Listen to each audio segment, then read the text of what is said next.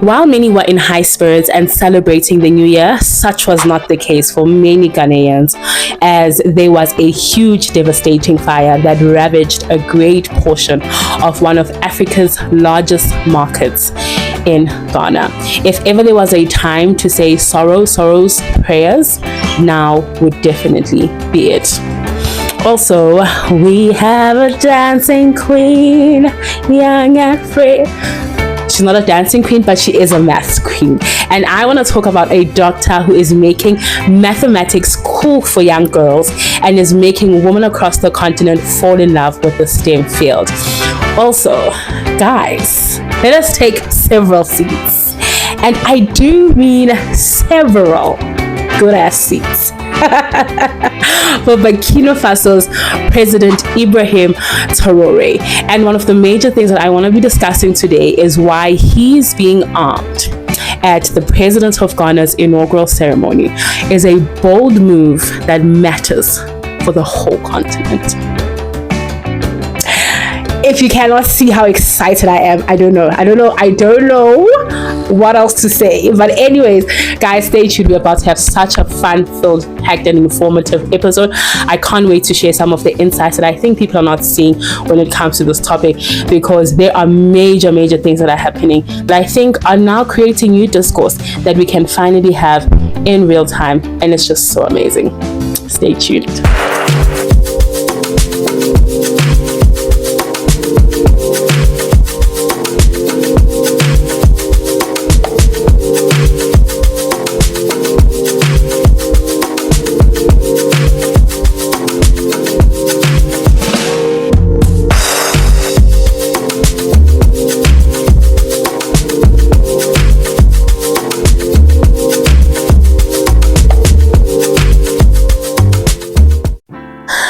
Hi guys, welcome back to another awesome episode that we're about to have. As you would have seen from this thumbnail, we are discussing a topic that has been very controversial on the streets.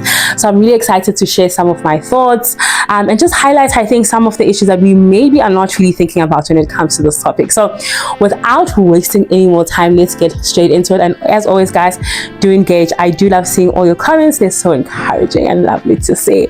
So as you would have seen, today we are discussing Burkina Faso's leader, President Ibrahim, and him visiting, or rather attending, the President of Ghana, President Mahama's inaugural ceremony. So there was a bit of an uproar in the streets and a stir because of the fact that President Ibrahim was armed. He was armed with a pistol, and obviously there is a lot of questions and debate around whether this is actually allowed, considering that obviously this is a very diplomatic and highly secured event, right?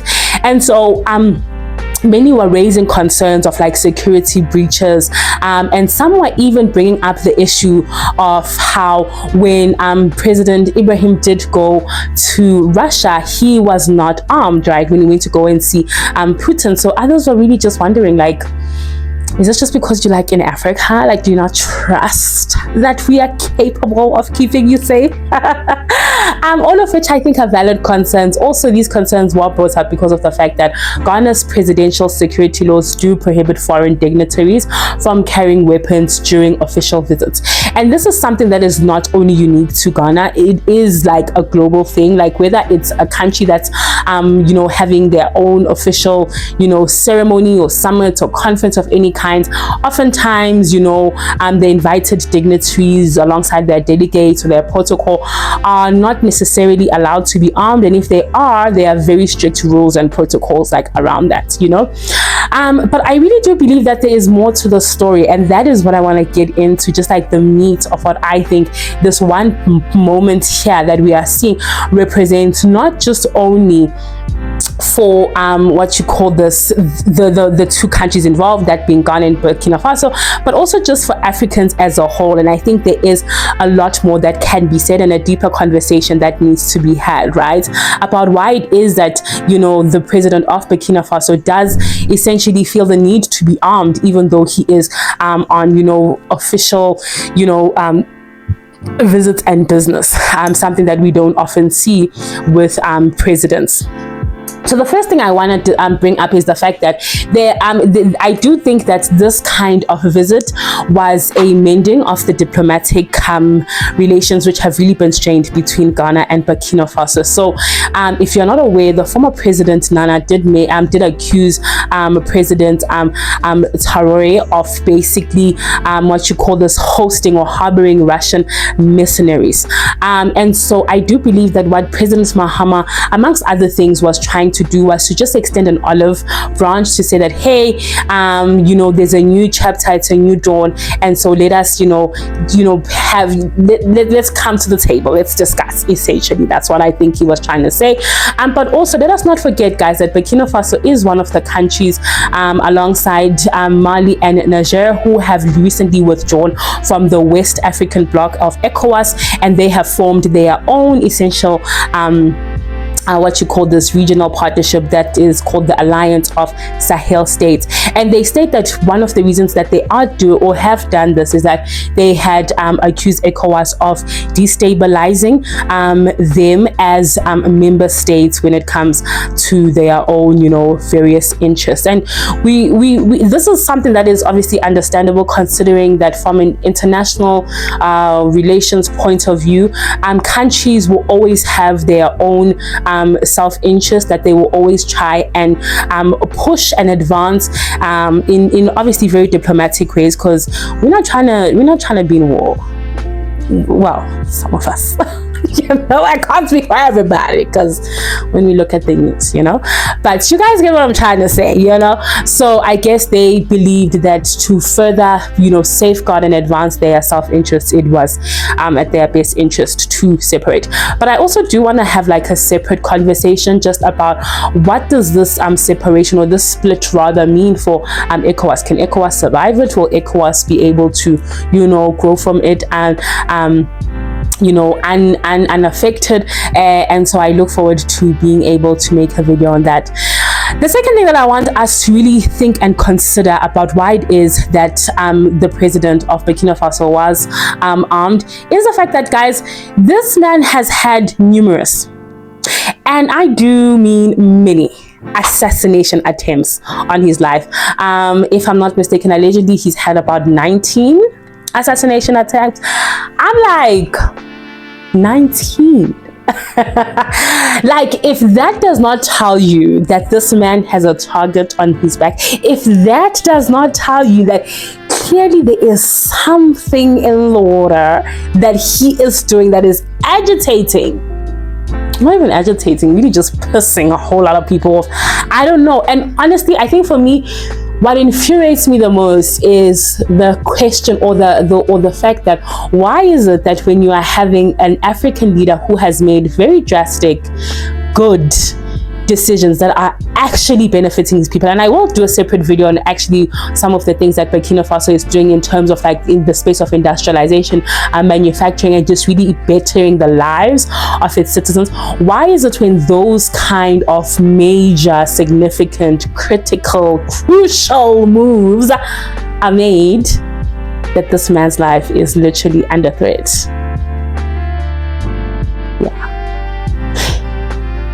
Yeah, let's just all have a moment of silence to really just meditate on that. And so I really think that, considering this whole situation, we are really seeing in present day reality something that I never really thought I would live to see in my lifetime, really considering how Africa was going. We are seeing a mirroring of what happened to one of like some of Africa's greatest Pan-African leaders, one of them being Thomas Sankara. His life was also unfortunately cut short because of how he was challenging imperialist agendas. And so for me, I honestly feel that what we are seeing here is the price that one will pay, and ultimately the consequences of when an African leader decides to not be a puppet of Western imperial powers and actually decides to challenge the current existing status quo. And so that being said, we do really need to, really majorly assess how, he is one of the presidents who are really currently changing the trajectory in terms of like just the common patterns that we were seeing when it comes to a lot of African leaders in a lot of African countries, them just doing essentially what they were told by imperial powers, but masking it as their own initiatives and their own agendas. Yeah. I'ma just leave it at that. Okay, I'ma just leave it at that. But also, guys, I also do think that considering the fact that this man's life is under threat and he decided to go out and honor this invitation and trust that the Ghanaian government will not in any way jeopardize his safety, that is a huge thing. So I mean, kudos to him, because I don't know, if I had 19, I'm staying in a room, I'm staying in a bunker. Like, I am ruling from a bunker, okay? No, I'm joking.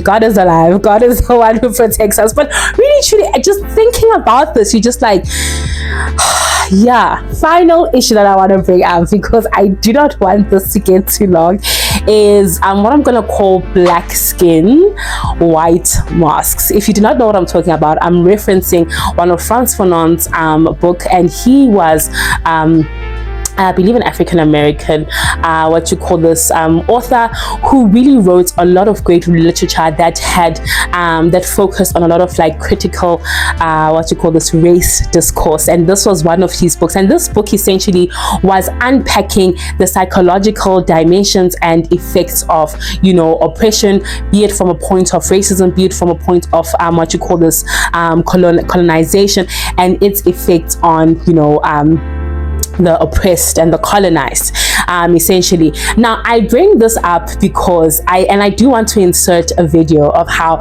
Ghanaians responded when they did see President Ibrahim go and handshake President Mahama. It was crazy. Honorable members, the full meaning of Burkina Faso means strong men and women of integrity.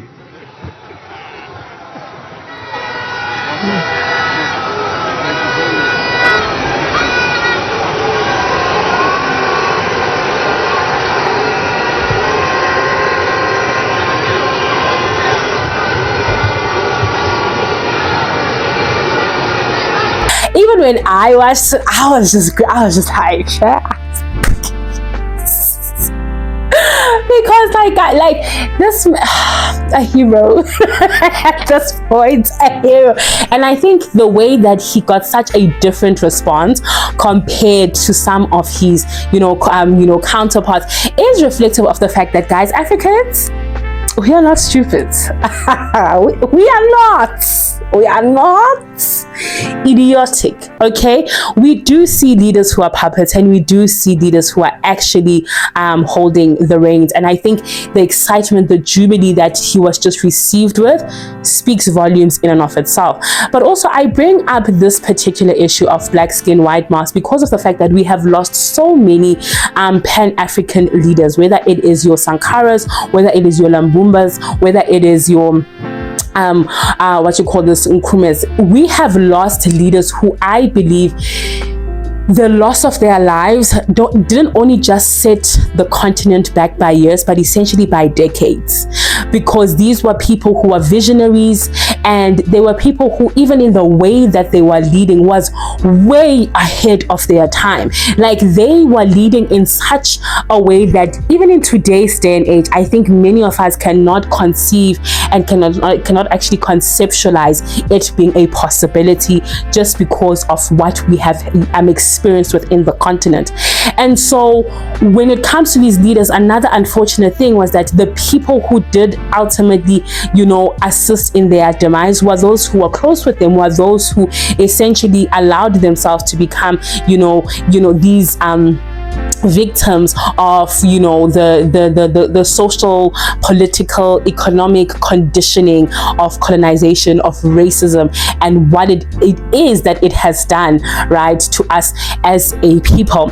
And so I really do think that President Traoré is a very significant figure, maybe not to all, but he is a significant figure right now within the African continent. I think that he is one of those who are giving or are serving as an emblem of hope when it comes to the ideas of African unity, the ideas of African liberation. And I think losing a life like his would literally be a collective blow to African sovereignty, because it would really bring to the forefront, and it would really unveil a lot of, I think, the very secret undercover geopolitical things that happen that we are not actually really aware of when it comes to, you know, the ongoings at a political and economic level of our of many African countries. And so with that said, I want to bring out, I think, some of the things that, you know, President Traoré's presidency kind of challenges when it comes to like the status quo. And I think the first thing is racial identity, obviously, and alienation. One thing that we do know that colonization was successful in doing, particularly in like Francophone nations, because if you do know that they had a greater level of like assimilation, in that if you as like the African would be able to speak and essentially like just assimilate to the life of the French, you would be afforded greater opportunities and greater advancements, right, politically and economically, as well as even socially, like social status. And so what this has done at that obviously high level of assimilation, and also then in most Anglophone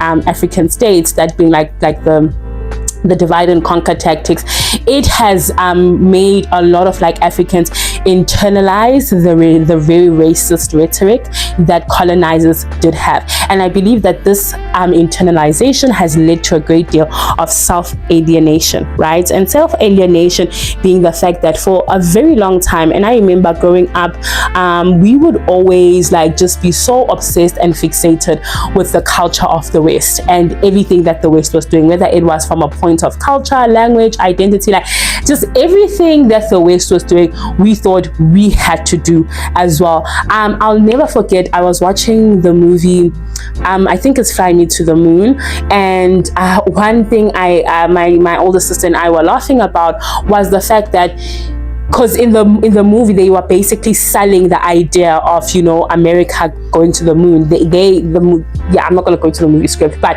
I want to just focus on this idea of selling, marketing this whole project that at the time, I think it was Apollo 12, before this, you know, marketing lady genius stepped in, was a failing project, didn't have enough resources, financial resources to be a success. But when she came in, she marketed it, she sold it to America as this, like, you know, this not rites of passage, but like this patriotic act of support, you know.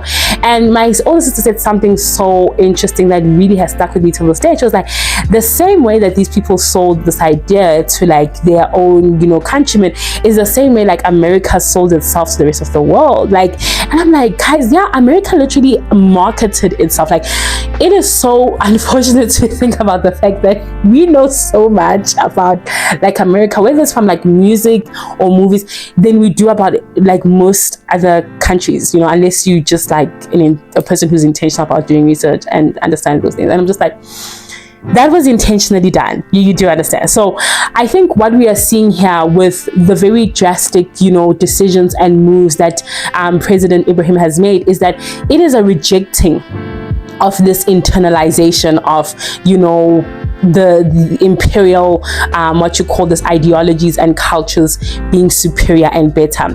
Another thing is the issue of language and power. And if you are someone who is well acquainted with like just the pan-African space, you know how the issue of language has been such a contested topic because of how many are argue that we use still the colonizers' language of English as our main form of communication within the continent. And a lot can be said about this topic. So many valid points are brought up, and I just think it's just one of the things that again serve as a reminder of just how successful the colonization project actually was, right?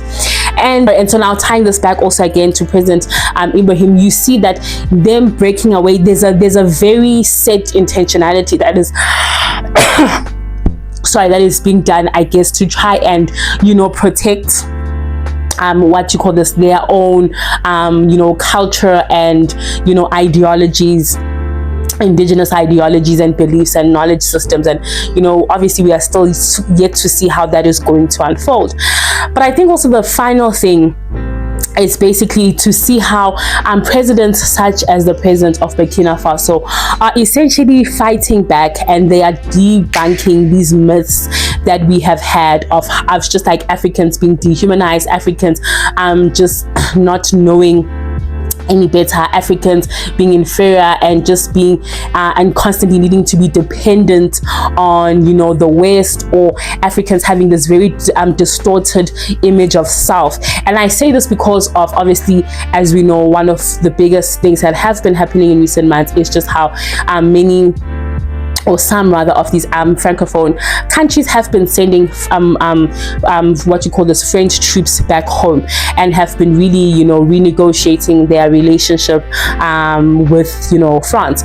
And I think why I also say that this president, in a lot of ways, they are debunking these very, you know, I think entrenched beliefs that we have about ourselves as Africans, is in how you see how the French president essentially was saying that, like, the countries, because I think it's recently Ivory Coast sent back some French troops, he was saying that they are ungrateful, and basically, you know, in a very paraphrased sense, was basically wanting the countries to thank France.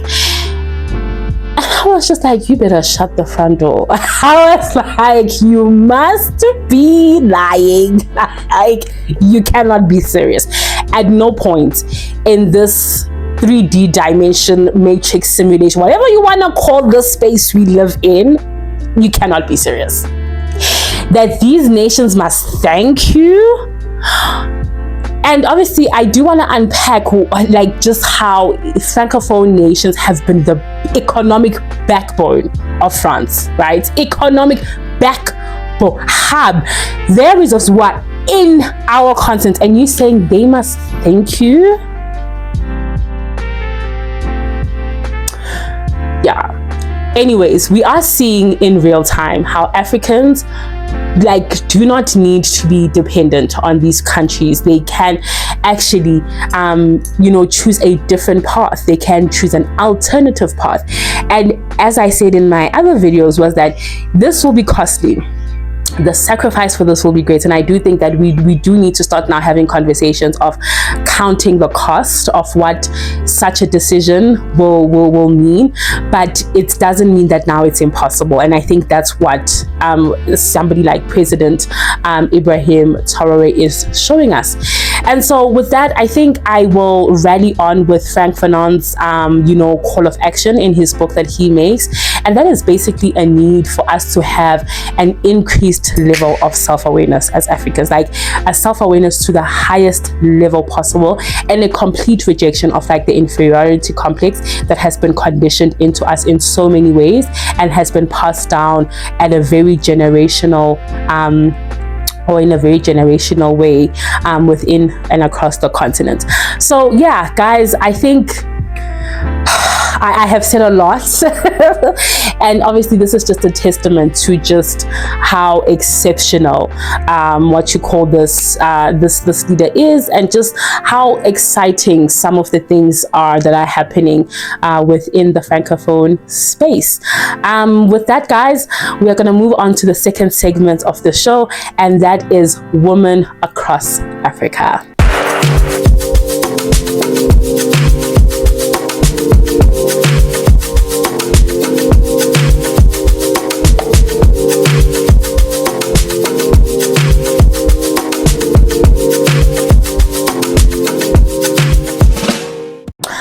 Okay, Hey guys, welcome to Women Across Africa. In this segment, I just highlight some stories of things that have been happening or to African women or that African women are doing. And obviously, because time is not on our side, I'm just going to share two quick stories for this week's segment. The first story I want to talk about is just like, you know, an unfortunate thing that happened in the beginning of this year in Ghana, and that was the fact that a fire actually broke out in one of their markets. And this is like Africa's like largest clothing market. It is the Kantamanto Market. I hope I pronounced that correctly. If I didn't, guys, let me know. But yeah, this is one of Africa's largest second-hand clothing sites, and it had a fire that like literally destroyed almost like 100 shops, and it has seen like a lot of, you know, the traders in the market really ask the government to help restore their livelihoods. And you know, this market obviously is like a huge hub for the informal market, in the sense that it also plays as a key global player in, you know, second-hand clothing trade. If you guys are not aware, in a lot of countries, African countries, they get a large influx of second-hand clothes, which, you know, are sold at very cheap and cost-effective prices, you know, for those who you know, essentially can't really afford a lot of the clothing that you find at like these retail shops. So these kind of trades, they play a very significant and a major role in the day-to-day lives of a lot of Africans. So this just like was just a very devastating thing that has happened, but I do want to end the segment on a lighter note, and that is the fact that we have she's you know, famously known in Ghana as the maths queen, Dr. Angela Tabiri, and she was the first African to win the big internet math off competition. So she is a 35-year-old Ghanaian, and she says that she finds joy in solving puzzles and mathematical questions. And I think for me, what I really loved about, you know, this win, outside of it just being one that is really well acclaimed for like mathematicians across the globe, I really appreciated the work that also Dr. Angela just does in her own personal capacity, and that is really being able to change the narrative when it comes to young girls taking up space, you know, when it comes to the mathematical field. And one of the things that she does, you know, say is the fact that when it comes to, you know, girls participating in the maths or the study of maths, up until the, you know, high school or secondary level, it's fairly equal between the boys and the girls. But then at the tertiary levels, that's when most girls fall out and they don't pursue you know, mathematics, you know, as a study, simply because they just only think that the only career option is to be a teacher, and they are not aware of like the other, you know, endless and, you know, just like plenty opportunities that are currently coming up and existing within the STEM field, which obviously for the most part originates in one being able to be a great mathematician, right? So I think for me, I really like love this because it highlights a lot of like macro and micro issues at the same time. Macro obviously being the fact just like the lack of like representation of African women within the STEM space, but also micro just in the sense that you know, it brings up the fact that African girls are not wanting to, you know, fall into like the very stereotypical roles that I guess women are you know, conformed to or conditioned to join. And I think for me that says a lot, that says volumes as well. But also it's unfortunate, another unfortunate micro thing that it's highlighting is just the lack of awareness and knowledge when it comes to the various opportunities that do exist in terms of like career. I think for careers or career paths rather, but I think a lot of like young Africans only think that you can either be like a teacher or a doctor or a nurse or a lawyer or a politician or a policeman or you know, like these very common like what you call this traits. And not that there's anything wrong with that, but I think there is still a lot of catching up that as we as young Africans need to do when it comes to us being aware of just like the vast and endless other career paths that we can take. And so for me, I think it really did highlight just like a gap that is currently existing when it comes to that space. And so guys, because of time, we will stop the stories there for now, and we will then move on to Woman of the Week.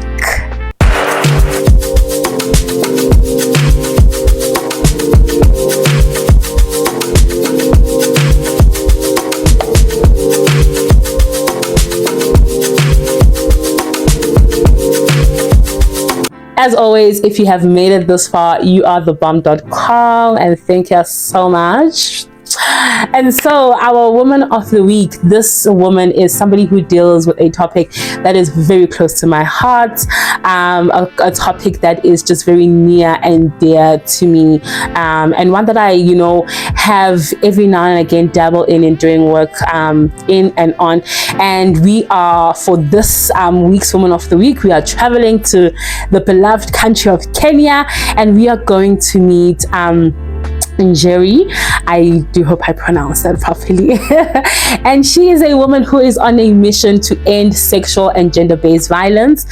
She has an organization that is called USINKI, and it is a trauma-informed and survivor-centered organization working towards ending the prevalence of sexual and gender-based violence. One of the things that I really loved reading about her work is that in one particular year, she rescued over 4,000 Kenyans. Also, she runs 3 safe houses, one of them being for men. And another amazing thing that this organization has is that it has got a toll-free line that both men and women can call in any time of emergency or in urgent need. Two main things I want to highlight here. The first being the fact that them having a safe house, right, for men. We often think that men do not suffer from gender-based violence simply because we don't hear of the stories, and we don't hear of the stories because they don't exist, but rather we do not hear of the stories because men do not speak up. And I think it is their silence on this issue and how they are affected. It's just one of the unfortunate consequences that patriarchy also has on men, and just how patriarchy tells and informs men that anything that has to do with vulnerability from a point of honesty, from a point of transparency, is equated to weakness.